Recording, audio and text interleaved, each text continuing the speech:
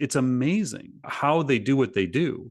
And so when you start to look at this and you realize the science behind what rappers do and what poets do, it's actually intriguing. And so someone who I would consider myself a relatively creative writer, I wouldn't think to do this. And so for me, it's more about like what we've talked about AI's potential is a true augmentation of human ability.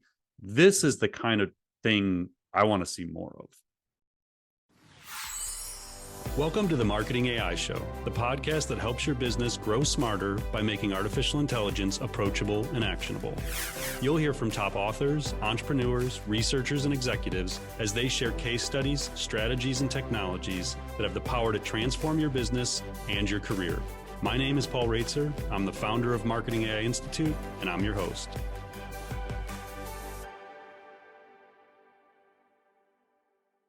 Welcome to episode 61 of the Marketing AI Show. I'm your host, Paul Reisner, along with my co-host, Mike Kaput. Good morning, Mike. Afternoon. Morning, I don't even know what afternoon. day it is. I left vacation early to come and do this. I don't even know what day it is or what time it is. It is Monday, August 28th. Mike and I are recording around noon Eastern time. That's more for my own personal reference as to where we are in the calendar right now. So we are back for our weekly episode with our three big topics and a bunch of rapid fire. This episode is brought to us by MAICON 2023, which happened already. If you missed it at the end of July, you can now get all the main stage and some featured breakout sessions, 17 sessions in total on demand.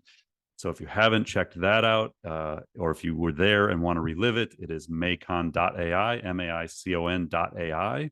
There is a button that says buy MAICON 2023 on demand. And while you're there, you can get your tickets for MAICON 2024, which is going to be September 10th to the 12th, 2024 in Cleveland. And tickets are already selling at quite a brisk pace. I'm pleasantly surprised with how much interest there already is in the 2024 event, which is awesome to see. So if you grab the MAICON on demand, though, from 2023, it is AI Pod 50 is your promo code. It'll get you $50 off. So again, it's maicon.ai, and you can check out all of the events from this past year's and look forward to next year's. All right, Mike, let's get started. We got some good stuff today, some interesting topics today to cover in our main topics as well as the rapid fire. So let's get going. All right. So first up, The Atlantic just released a major investigative piece that proves that popular large language models like Meta's LLaMA have been using pirated books to train their models. Now, this is something that has been alleged by many different authors in several different lawsuits against AI companies, but it looks like we now have proof that this has been happening. So the article says, quote, upwards of 170,000 books, the majority published in the last 20 years, are in LLaMA's training data. The books are part of a data set called Books 3, and its use has not been limited to LLaMA.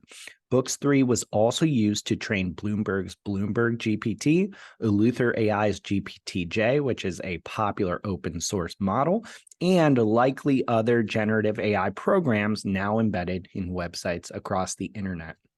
What's really fascinating is they also interviewed the creator of this Books 3 data set of pirated books. And it appears, at least according to the founder, that Books 3 was created with altruistic intentions. So they interviewed the independent developer named Shawn Presser who created this data set, and he said he created it to give independent developers, quote, OpenAI-grade training data. He's afraid that large AI companies are going to develop a monopoly over generative AI tools. So he says he created the data set in order to give the little guy ways to train their own Gen AI tools. Now, obviously, this doesn't alleviate the concern that these hundreds of thousands of books are under copyright claims. So, Paul, as we've dive more into this topic, do these revelations materially impact the copyright concerns and the lawsuits being currently levied by authors against these major AI companies?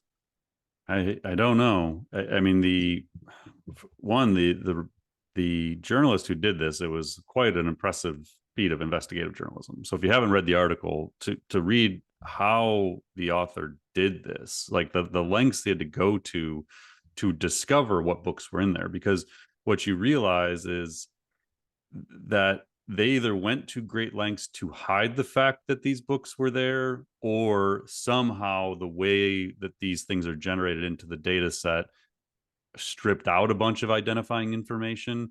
But he had to go through this very specific process to actually compile this list and figure out which books were in there, which authors were in there. Again, either by design or by accident, it was made to appear as though it was covered up how this was done. So pretty crazy story, even just the investigative journalism side of this. There was a quote in there, though, to talk about the copyright side. Rebecca Tushnet, a law professor at Harvard, stated that the law is unsettled when it comes to fair use involving unauthorized material, with previous cases giving little indication of how a judge might rule in the future. So the article wasn't about like this is going to sway one way or the other. It was really just presenting data and facts and kind of addressing the fact that we just don't know. And the key argument a lot of the companies are going to make is the fair use argument, from my understanding of it. And it doesn't seem like it's clear whether that'll be a justifiable argument or not. But again, it's just weird that the companies seem to have gone to such great lengths to not disclose that they used this data. They know they used it. And if they felt okay about it morally and ethically, I don't think they would have hidden it so much. But the other thing that came to mind for me when I was reading this was like, you and I have talked about this before. Like if GPT-4 and LLaMA and Claude and all these models train on just the internet, they go and consume all this content, all of our marketing branded content, our company's blogs. They go and consume Wikipedia and CNN and all these sources. But there's a bunch of really junky content on the internet too. So maybe it's reading stuff on Reddit that isn't well written, or it's reading all these sources. And if you think about like all this text on the internet, the average of it probably isn't that great. Like there's probably a lot of subpar writing on the internet. So how did it learn to write so well? And so if you start thinking about the fact that some of these models obviously fed it really well done books, and then if you're developing the models and you're weighting professionally published books heavier than you are Reddit community boards, it starts to make sense where you train these models to write like the best of the human writers. And so to do that, you need the best content. And so if you take 170,000 published books, you're going to assume that that training set is above standard for the rest of the content you find on the internet. And it starts to make sense how they could build these things to actually write like the best humans. And I'm not saying GPT-4 used this data. Maybe they did, maybe they didn't. I don't know. But it just starts to make more sense how these things learned to be so good at writing. Where do we even go from here? Like, is it possible to resolve? I mean, like we've proven 170,000 mostly copyrighted books. There's been many high profile authors, including people like Stephen King, who are incensed that their books have been used to train these models. There's lawsuits happening right now. The genie's kind of out of the bottle, though, when it comes to the model being trained and out in the wild, right?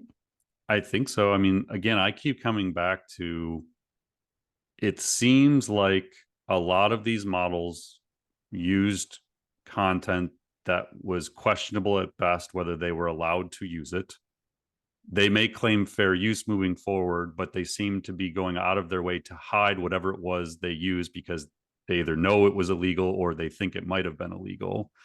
So it seems like, if nothing else, people were these companies were very aggressive in using stuff that might not have been allowed to be used. And I just think that the future ones won't do that. Like they know they're being watched closely now, and that future laws and regulations may catch up to them. And I think the play moving forward is to just try and license the stuff. So we talked in past episodes about the licensing issues with the New York Times, and OpenAI is trying to negotiate with them. Google already has. The same thing I was saying before. Like, imagine if you can tune these models to heavily weight examples of content from the New York Times. It's exceptional writing. These are professional journalists. So if your models learn to write like the authors of the New York Times, it's going to be better than just teaching it on some general content on the internet, like corporate blogs and stuff, for example. So I assume that the play moving forward is to try and license with the best examples of writing possible, including books, I would imagine, and then to train them, in a more ethically responsible way moving forward. So I don't know, though. Like, I mean, I just kind of assume this article is probably going to pop up in a lawsuit somewhere as a reference of, we know what you did, and here's the examples of what you did.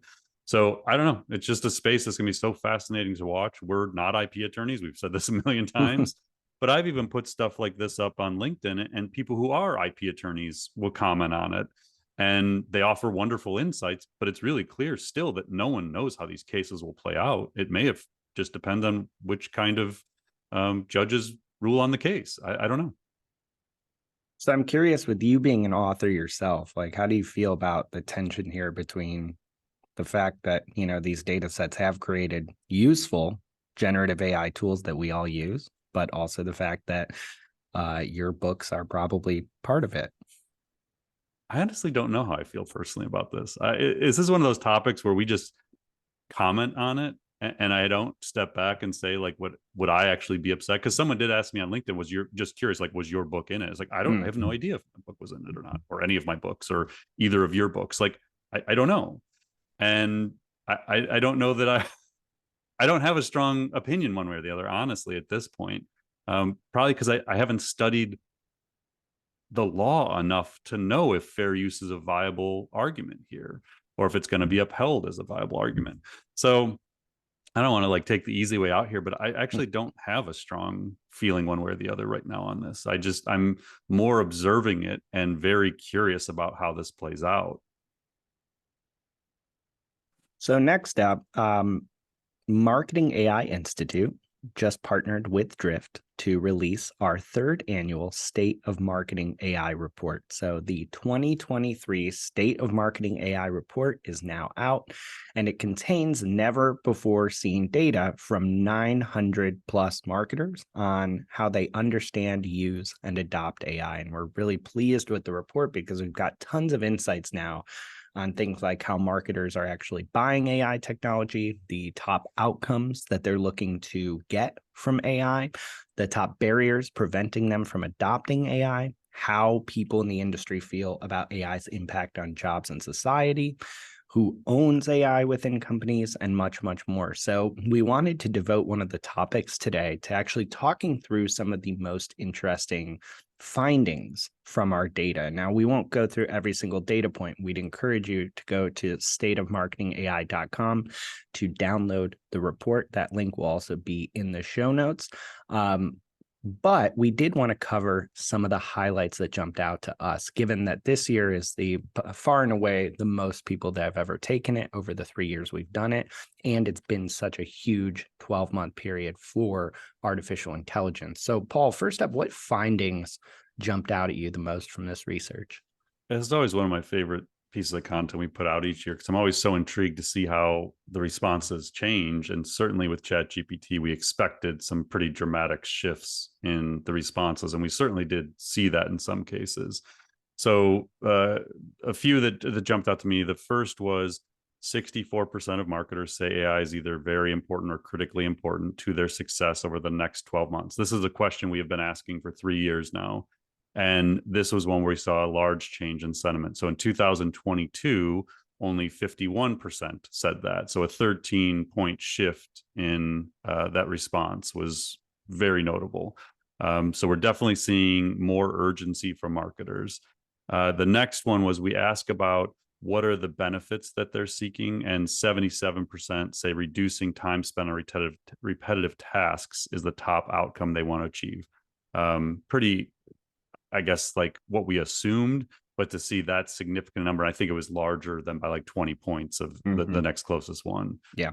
The 98% of all marketers say they're already personally using AI. Makes sense. Now, again, we always have to be transparent with the bias of our sample, which is these are largely people who are subscribers or followers of Marketing AI Institute. So the way we promote the survey from April to July when it was open is through our newsletter, through pop-ups on our site, through our webinars, podcast. We mentioned it a few times. So the people who were taking this are already predisposed to be interested in AI because they're following the Institute in some way. So 98% may not hold up across the 11 million marketers worldwide, but our experience is it's probably a pretty good representation. When we do our intro to AI class, we've asked previously, like, how many of you have experimented with ChatGPT? And that number 2 months ago was in the 90 percentile. So it's, I think everybody, if you account for ChatGPT being a part of this question, it's pretty reasonable to assume it's in the 90%. I mean, if you haven't experimented with AI in some capacity yet, and you're a marketer, I'm not really sure what you've been doing for the last 9 months. So, but at 98%, but then we asked, like, we trying to kind of categorize that. So I thought it was interesting. 45% was the largest percentage. They said they're experimenting with it. 29% say it's infused into their daily workflows. So I've said this before on this, like, I would put myself into the experimenting category. I have not changed any of my personal workflows because of AI. But I do use it all the time to test and see if it can enhance what I'm doing. So that one I liked. The other couple that jumped out to me was 78% still say they don't have internal AI focused education and training. Like, this has been the number one finding for the last couple years, is the lack of education and training. And then it's always the number one answer for what are the biggest obstacles to AI adoption is lack of education and training. So this to us is always, like, for 3 years running, the urgency and the critical nature of education and training just continues to get reinforced, even though we saw it improve a little bit this year, more have AI training and education in development. But still, the vast majority of organizations have no training. And this one, like, expands beyond just marketing, because we're asking marketers, does your organization have training? Not just the marketing team. And they're saying, no, we don't have it. And then the last one that kind of plays along with that, only 22% of organizations have generative AI policies, which we've talked about many times on this show before, about being an important first step people can take. You can do that today, like set parameters for your employees of what they're allowed and not allowed to do. And then only 21% have AI ethics policies or responsible AI principles. That was a new question this year. We haven't previously asked that, so we don't have benchmark data for it. But again, so much work to be done. The nice thing, I think, with that final one around generative AI and responsible AI is we can fix that. Like, as an industry, we can start solving for that next week, like start putting those things in place. So I really hope, like, when we start looking out to next year, I would love to see way more people say, yes, we have internal AI focused education and training. And I think we will see a big shift in that. And I would love to see 50% plus saying, yeah, we have generative AI policies and responsible AI principles. Like, if we do our job over the next 12 months, hopefully we can really help move the needle on those two things in particular, because those are very important to us.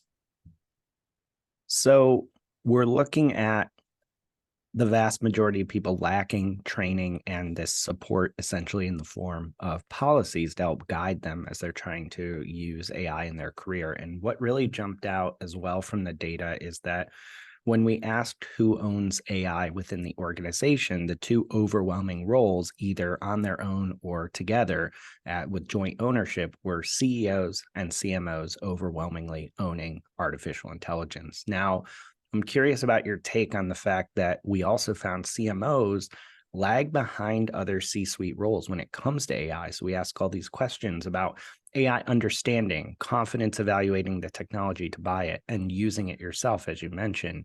And among the C-suite, CMOs were most likely to say they had a beginner's understanding of AI. They were least likely to say they had an advanced understanding. They were also least likely to have high or very high degrees of confidence in evaluating AI. And compared to other C-suite roles we surveyed, they were the least likely to be infusing AI into their daily workflows. So what was your takeaway here, seeing how important CMOs are as a piece of this puzzle to get that formal training and adoption and strategy in place, but then at the same time, they're struggling, like many other people, to understand AI?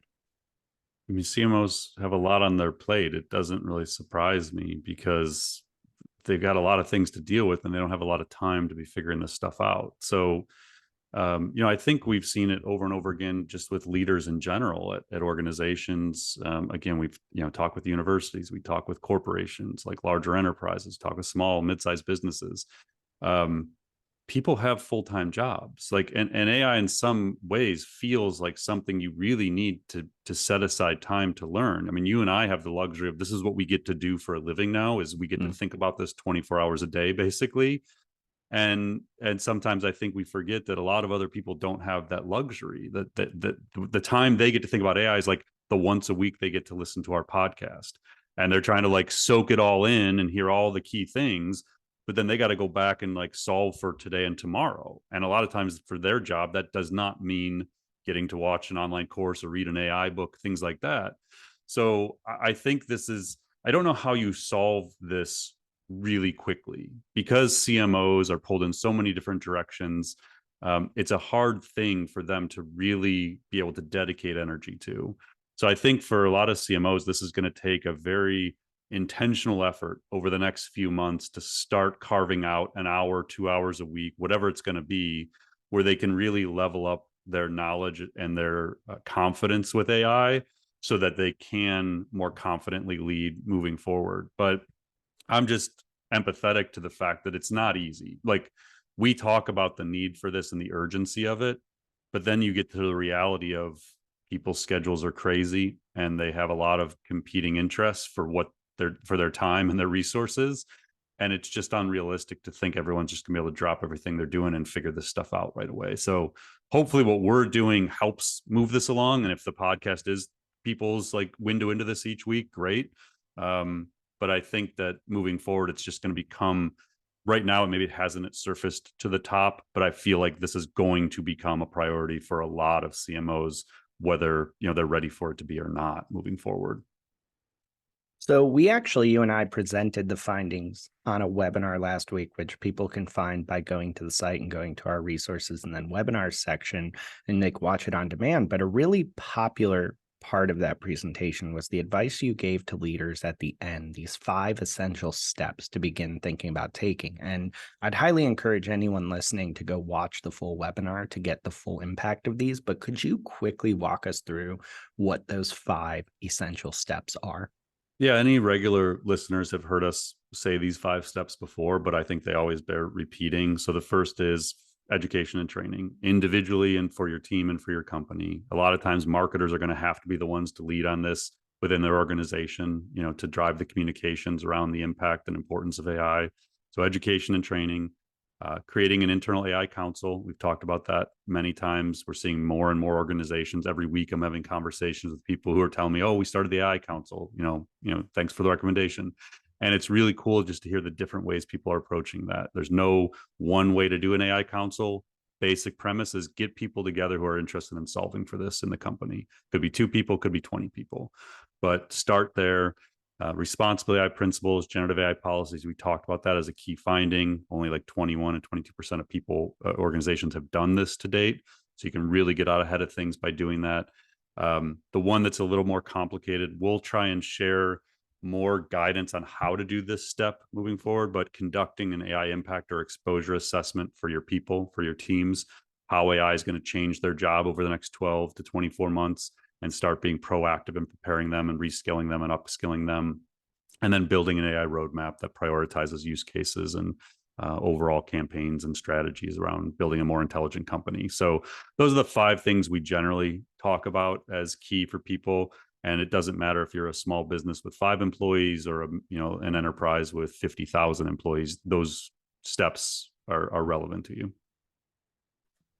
So another big topic of discussion this week is that OpenAI just announced a big update, and you can now fine-tune GPT 3.5 Turbo to your own use cases. So Turbo being kind of a variation on the GPT 3.5 base model, this basically means you can customize this model to your own needs so that it performs much, much better on use cases that may be custom to your company's kind of specific needs or desires of how you want to use some of these large language models.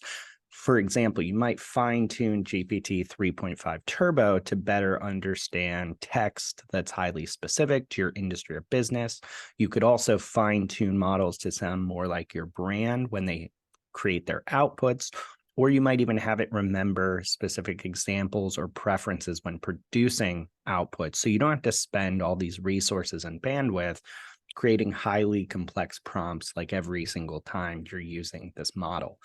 OpenAI actually says that, quote, early tests have shown a fine-tuned version of GPT 3.5 Turbo can match or even outperform base GPT-4 level capabilities on certain narrow tasks. They also note in the announcement of this fine-tuning that fine-tuning for GPT-4 will be coming in the fall. So, Paul, first off, why is the ability to fine-tune models like this such a big deal? So the models themselves are kind of general or horizontal is the way to think about it. Like they're trained on the same data sets that everybody has access to. So again, like go back to the Books 3 example. Let's say all the major models used Books 3, they're all trained on that. Now think of taking a foundation model and being able to train it just on your specific data, just on the way you want things done, just on your proprietary access around customers or data sets within your organization. So now you can really make them much more personalized for your organization. I will say this is not like as a marketer or a CEO of a company, you're not going to go do this yourself. This isn't like a feature in ChatGPT where you turn on and now you can just start doing this. This is like if you access their API, this is more for the developer audience, basically. If you access their API, you're now able to do a whole bunch more fine tuning. And supposedly your data stays your data, according to what they're saying. So this was something that was a really big deal for the developer group last week. You saw a lot of conversation around this, and the ability for GPT-4 in the fall is a huge deal, because basically these models that are already impressive, when you can give them proprietary data, they seem to get much more valuable in terms of what they can do for your organization. So I think that this is, we've talked about before, like these ability to kind of create these vertical versions of these models or these ones that are personalized to your organization is sort of the next unlock for them. And I think we're going to be racing toward that kind of capability moving into the second half of 2023.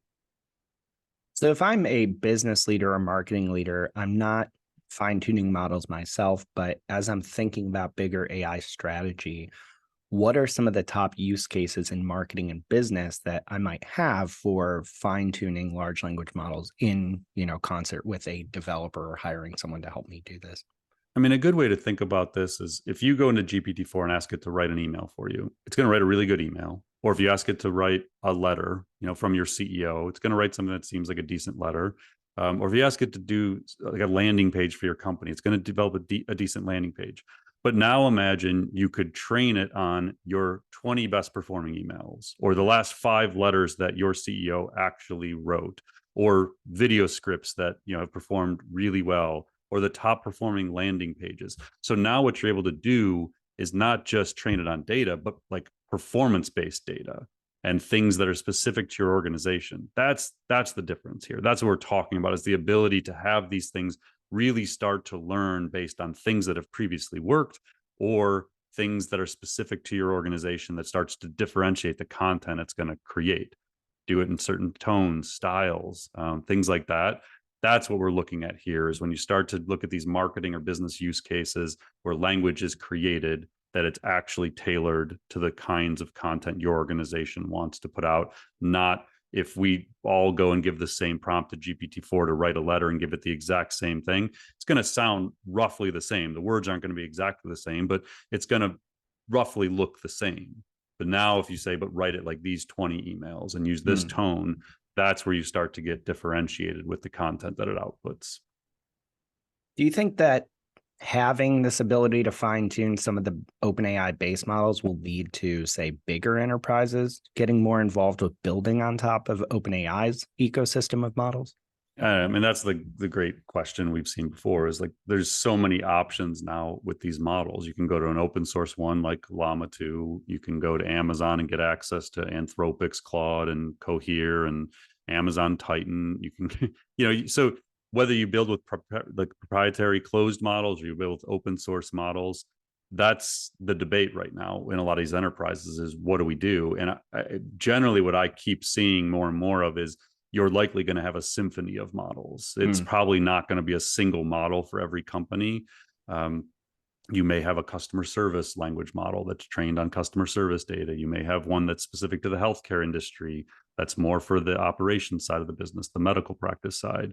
This is the part where we're not certain what this landscape looks like, but it seems like we're moving in a direction of multiple language models that are kind of tuned for the organization and the use cases, and then ideally kind of access the same databases so they have access to proprietary data that feeds them and continues to build them and their capabilities for your organization and for you individually. Like there may be a language model that learns you, and that's kind of like that inflection pi is the example there, where it starts to learn the conversations you individually have.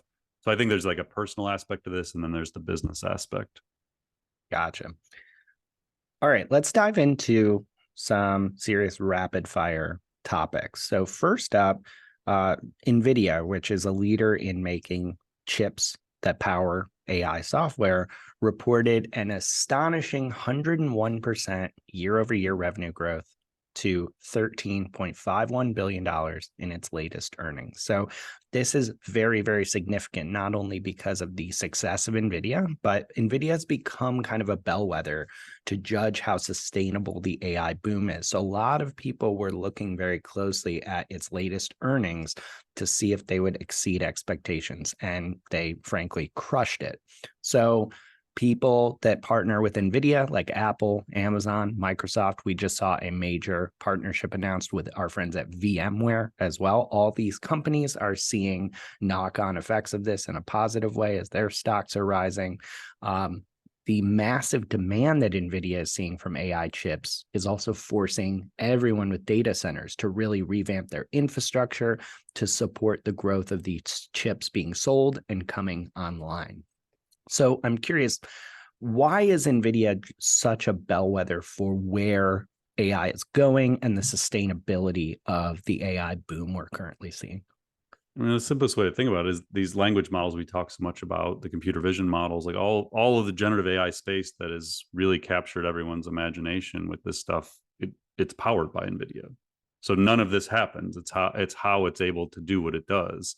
And they are by far the largest stakeholder in this space, control the vast majority of the market share of the chip world. So they're just the thing that makes it possible. Like you really can't train these models without NVIDIA's chips. So everyone's lining up. I think I heard, we'll talk about Tesla in a minute, but I think like Elon Musk placed like a $4 billion order for NVIDIA chips or something crazy like that. Yeah. It's all a race to see who can build the biggest cluster of these chips together. And interestingly, I just started reading Chip Wars by Chris Miller that sort of tells the story of the chips and how they're made and, the battle for them. So it's just a fascinating space. And I've personally, we're not giving investing advice on this show, but I personally started investing in NVIDIA like 7 or 8 years ago. I think I started buying the stock when it was at $25. So it's been fun. It's been a fun ride to watch the world realize what NVIDIA is doing and wake up to it. It's just an amazing company. And if you go back at the history of them, like this isn't what they started to do. Like they were largely used in video games in the early 2000s. But the company, I think, was formed in like the mid to late 90s. It's not like this is like some AI company that just popped up 3 years ago. It's just a brilliantly run, very strategic company that saw a massive opportunity and was, now is just in this insane position where they're just pumping out chips and money. So in other big AI player news, Meta has released LLaMA, which is a new AI tool built on top of its Llama 2 language model. And this tool can generate new code and debug existing code to boost programmer efficiency. Like Llama 2, LLaMA is open source and free for you to commercially use in your own projects or retool or customize in your own products. Now, according to The Verge, Meta claims LLaMA performed better than publicly available large language models based on benchmark testing, but they did not specifically name which models it tested against. Meta also said that CodeLlama scored 53.7% on the code benchmark human eval and was able to accurately write code based on a text description. So this isn't the first programming copilot tool we've seen out there, but how significant is it that we now have one supported by a major AI player that is fully open source? I mean, obviously what Meta's done with Llama really shook things up in the language model space, putting out Llama 2, which in many cases seemed to be on par with like a GPT 3.5, but making it open source was a big deal. It appears as though at the moment, accelerating coding, making coding way more efficient, increasing the productivity of coders is probably the most valuable thing these models have done so far. So, we hear about like writing efficiency improving, but coding efficiency, like the numbers you see are crazy in terms of what people are now able to produce. And this to me is one of those spaces where they can always make more. Like by unlocking, say, 50% efficiency gains, you can write more code. We can see more innovation, more new companies built, because now it's to the point where almost anybody can start building things that they can imagine, because these tools in many cases are allowing human language, just like natural language, to be the way you build stuff. And so I think that's where we're going. And we've talked about Replit on this show before, REPLIT. As a company, like their mission is to create 1 billion developers, basically. Like what's happening right now with these rapid advancements in AI's ability to write and debug and improve code is that people like you and me who aren't coders will be able to build apps. Like we'll be able to imagine something and just go into a tool and start explaining what we want to create. And so when we start thinking about like later this year and into next year, the kinds of disruption that can happen in different industries, what used to happen is like we would sit around and have an idea like, oh, it'd be cool if somebody built this in the legal industry, or it'd be fun if we built this thing for the golf industry. And that was it. Like it would end it like, yeah, that'd be cool. We have no ability to do that. I think what's going to happen in the very near future is we're going to be able to say, oh, let's pop in wherever it is, like CodeLlama or whatever, and let's build an MVP of that. Let's build a minimum viable product of that idea. And while you're sitting at happy hour having the idea, you also start building the MVP with no coding ability, just like telling it what you want it to do. And then we're going to have like a sample app. And I think that's the thing a lot of people don't realize is the rate of innovation and like entrepreneurship that's about to happen, because we're democratizing the ability to build things. And so CodeLlama, it's fascinating immediately to developers, but it's more intriguing with what it might open up the possibilities to do, where anyone can basically build anything they can imagine. And it seems like that's a world that's actually within reach right now of what these things are going to make possible. And that's exciting and terrifying, honestly. Like as someone who's had lots of ideas of things to build through the years and no ability to build them myself, it's really, really cool to think that we might be able to just on the fly build stuff. I mean, that's awesome. But I could sit back and think of ways that could go really wrong. So we also have some big updates from Google that are a bit AI adjacent. They have indicated that they have an August 2023 core update rolling out right now, and then it may take up to 2 weeks to complete. So these core updates happen relatively regularly, and they have significant impacts on search engine rankings for marketers and businesses. Now, there's not a lot of details about what the core update involves.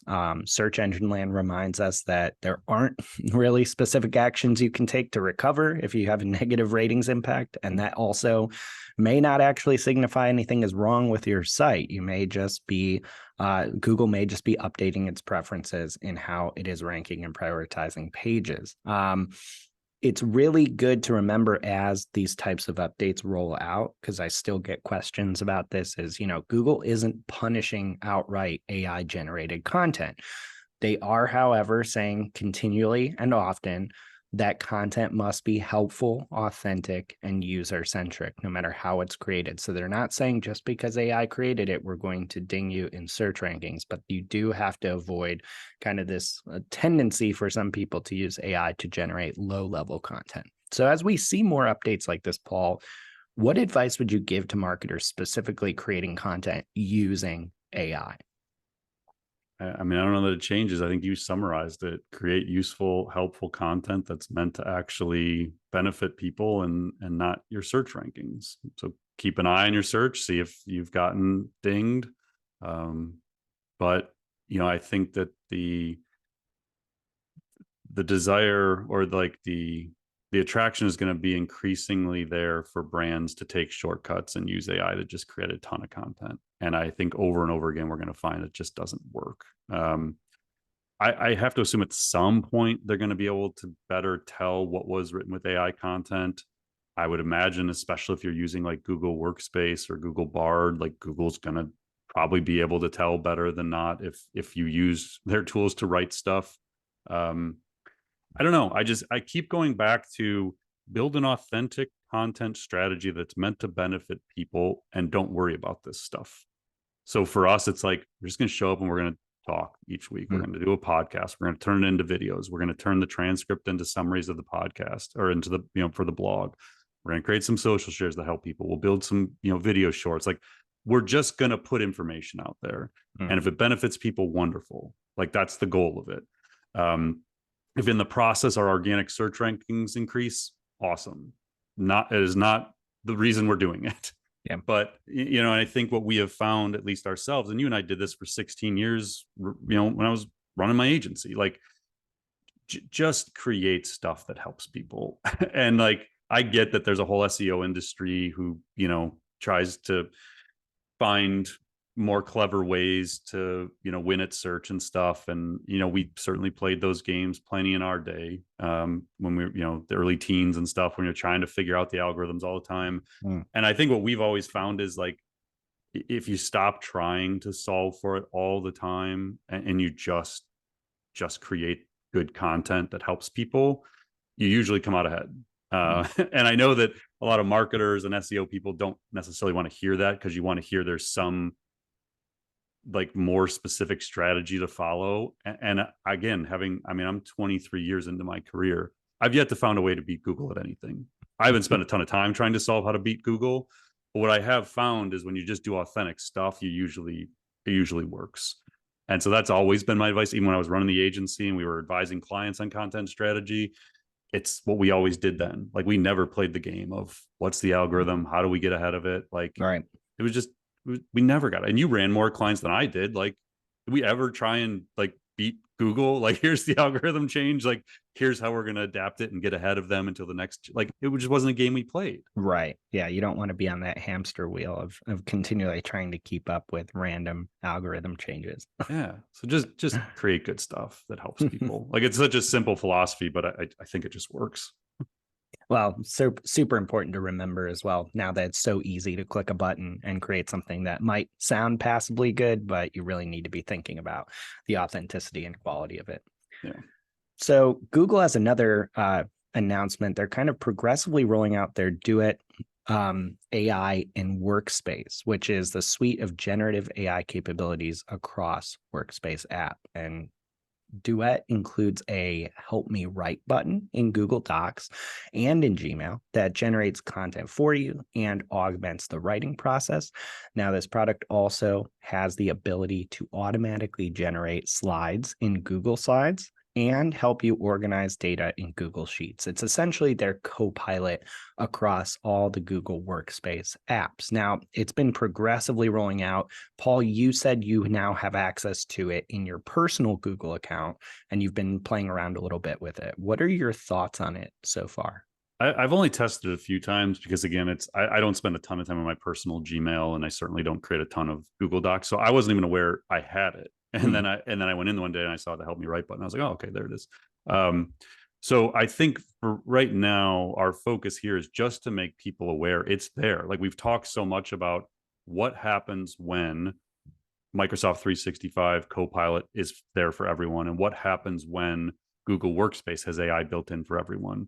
So I would say if you haven't experimented yet in your personal account, go get it, request it, go see if it's already there, and start playing around with it, because that's the capability that's going to be coming to corporations. And so now would be a time to start experimenting with it, see what it's capable of. compare it to the outputs of other AI writing tools maybe you're using in your corporate side. I have found what I've started doing is when I want to see the button, I'll like if I'm working on a doc for the Institute, I'll actually go into my personal workspace and start working in it there because I have the help me write button there. And then I'll bring that content back over to my Institute admin account because I can't do it in our workspace one for the Institute. So we have requested the access. I don't know how they're deciding who gets it, but I requested it as an admin of our Institute account, but it is not turned on there yet. But yeah, it's there. You can go into like Google Labs, the workspace.google.com.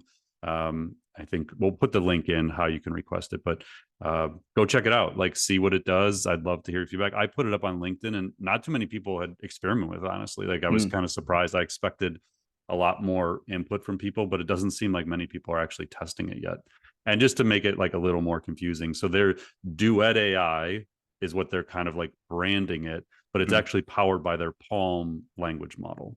So Palm is kind of like their GPT 3.5. I don't know what it's equivalent to, but Palm is what's actually powering Duet. And then Duet is like in Workspace. Gotcha. Okay. Well, you may also be able to experiment with another cool Google AI tool because they also launched something called the Text FX project. This is a suite of 10 creative writing tools. They say, quote, are for rappers, writers, and wordsmiths.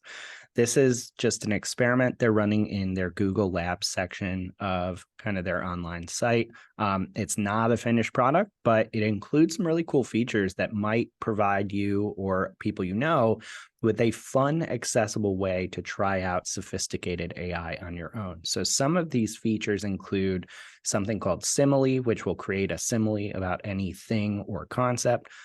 The unexpect feature makes a scene more unexpected and imaginative. Fuse will find intersections between two things. Scene will generate sensory details about a scene, and there are 6 more features here. Now, Paul, you were experimenting with this tool a bit in the past few days as a creative writing assistant. What kind of things did you learn about it, or what use cases should the audience kind of be thinking about when they're exploring this? I think a lot of writers will be pleasantly surprised by this tool. Like the thing that jumped out to me was it was just really well done as an experiment. Because again, it's just like kind of a beta. It's just in their labs. This isn't a full-blown finished product, but it's really smartly designed. It's a really simple user interface.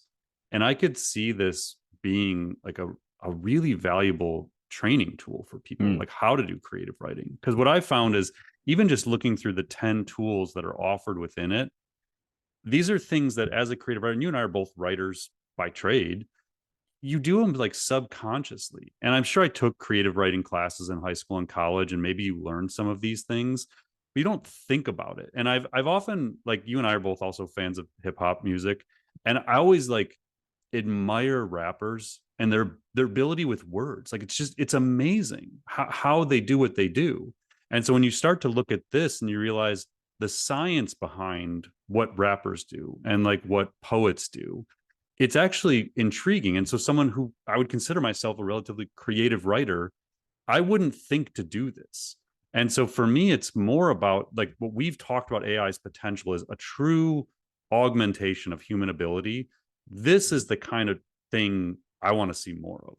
The things where I go in, it's not writing the thing for me, but it's teaching me how to write more creatively. And it's assisting me in that effort. And I can take as little or as much of what it outputs as I want. But I could absolutely see things like this being the kinds of tools teachers use in the classroom. So AI doesn't replace creative writing, but to have these kinds of tools and say, okay, let's play with alliteration today. And like go in and here's what you're going to do. And you're going to use this tool and it's going to show you how to do it. I don't know. I just like within like 3 minutes of playing with this, I just started falling in love, not with this thing in particular, but with this path for AI as a true augmenting tool with really well done user interface and a really smartly built product that's designed for specific audiences to help them. And you could start to envision this sort of thing being built for different careers and different professions and being used in the classroom. And that was like exciting to me of just like every once in a while you come across and I was like, yeah, this is what AI should be. Like, don't just like write the article for people. And I was last week, like, I was at, Ohio University meeting with their business school. And so I was very in tune on Friday with like classrooms and what are we teaching students and what's the future of education. And then to see something like this and you just get inspired again about what AI can be. So that was why I kind of like captured my attention on Saturday. Very cool. Hmm. In another example of what AI might be, Elon Musk actually took to the streets of California in his personal Tesla Model S and live streamed 45 minutes of him driving and deploying and showing off the Tesla full self-driving version 12 on the streets of California. And this is self-driving that doesn't use a single line of code to actually pilot the car autonomously. So Paul, you are a Tesla owner, you follow Tesla quite a bit, and you found this live stream pretty notable from an AI perspective. Can you tell us a little bit more about what went down? Yeah, so it was weird. I was on vacation over the weekend and I saw this, I think it was Friday night. I get alerts for Elon Musk. He's one of the people I get alerts from on Twitter. And so I saw he was like live streaming something. I was like, what is he doing? Like it was just showing.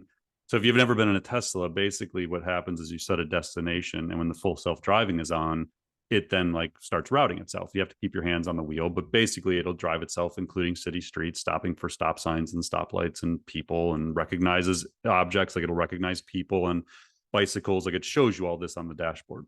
So it looked like any other Tesla, like looked like my car. You're just seeing this stuff. And so I kind of like, and it didn't give any context. It was just a live stream. There was no like, hey, we're demoing version 12 of full self-driving or anything like that. So I was like, yeah, whatever, I'll come back to that later. And then I saw a couple tweets like later that night that were like, oh my God, this is like game changing. And I was like, what were they showing? And so I go back in and you really couldn't find much information about it at all, like Friday night or even into Saturday. It was a very, I guess like more than 10 million people watched the live stream, but there wasn't actually much explanation of it. So once I dug into it, I started realizing what was going on. So we're not going to turn this into a main topic. I'm not going to like expand on this greatly. So I'll just kind of seed this and maybe we circle back down the road. So a couple things. Right now, the way they've been trying to do full self-driving in Teslas, they have 8 outward-facing cameras. Those cameras have computer vision and they observe and kind of record everything that goes on around the car. So it's seeing people and objects and all these things.